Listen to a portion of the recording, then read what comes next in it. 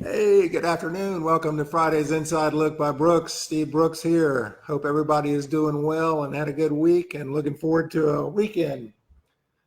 So, I recently went to New Orleans, Louisiana, which happens to be the state of my birth. New Orleans was the city of my birth. My father was in his medical residency there when I was born. But so it was neat to be back in New Orleans and had a great time at the conference, learned a lot.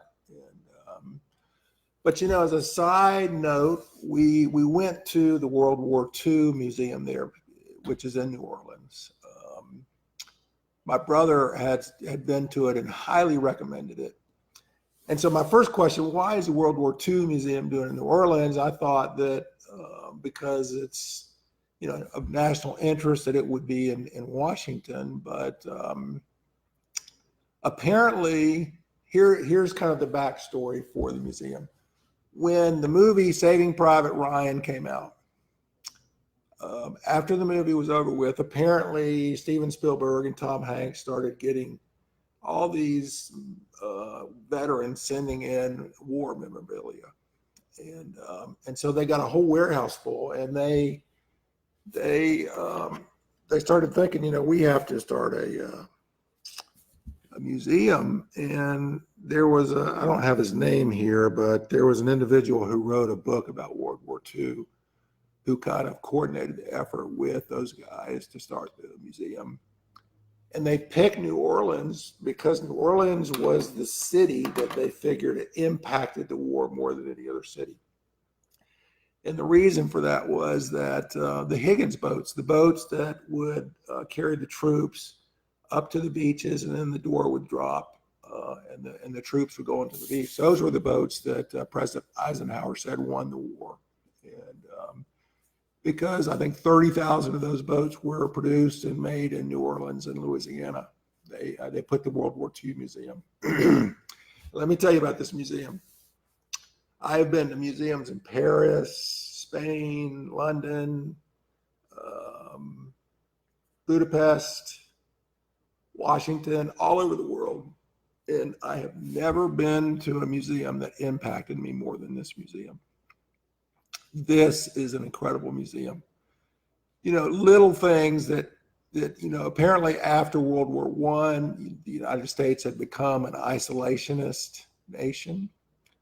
And there was a big, big push for us not to be involved in world affairs. And so at the time we were attacked in Pearl Harbor, our military was actually the 18th largest military in the world. So there were 17 countries who had military forces that were more powerful, stronger, bigger than us. And so, it kind of gave me the thought that we don't want to continue to be the world's policeman, but we don't want to be isolationist either. We need to find that healthy balance in between. And World War II this museum gives you a great perspective on, if you do stick your head in the sand too much and kind of back away from the world scene, how you can get caught by surprise. It was amazing at the number of lives lost, and the age of these people. These are 19 and 18-year-old kids over there fighting the war, getting killed. The pilot of the plane that dropped the nuclear bomb on Japan was, I think, 26 years old. So these were young people fighting this battle for freedom.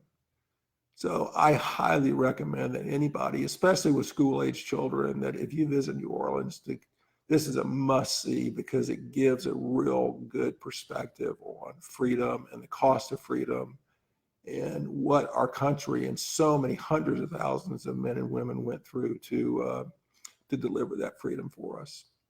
So I just needed to share that because it was one of the best experiences of my life at a museum. And Tom Hanks narrates there's about a 50-minute movie that is a must-see to start the visit at the museum.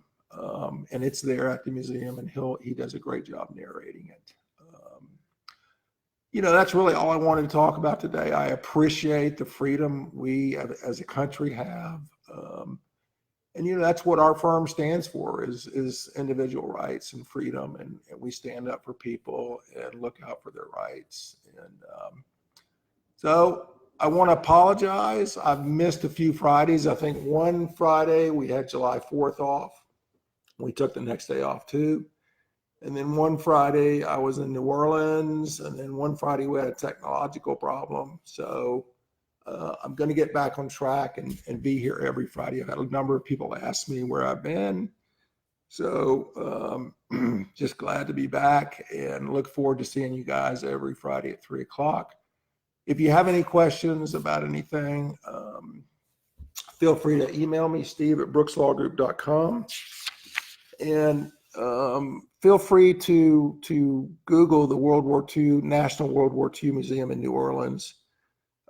It is just an incredible event that you need to experience once in your lifetime. So again, thank you for joining me, and I look forward to seeing you next Friday for Friday's Inside Look by Brooks at 3 o'clock. Thank you.